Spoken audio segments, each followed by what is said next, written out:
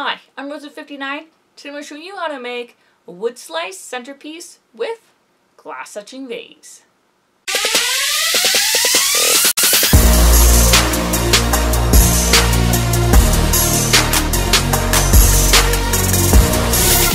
For this project, I'm starting off with basswood wood slice and a cube glass vase.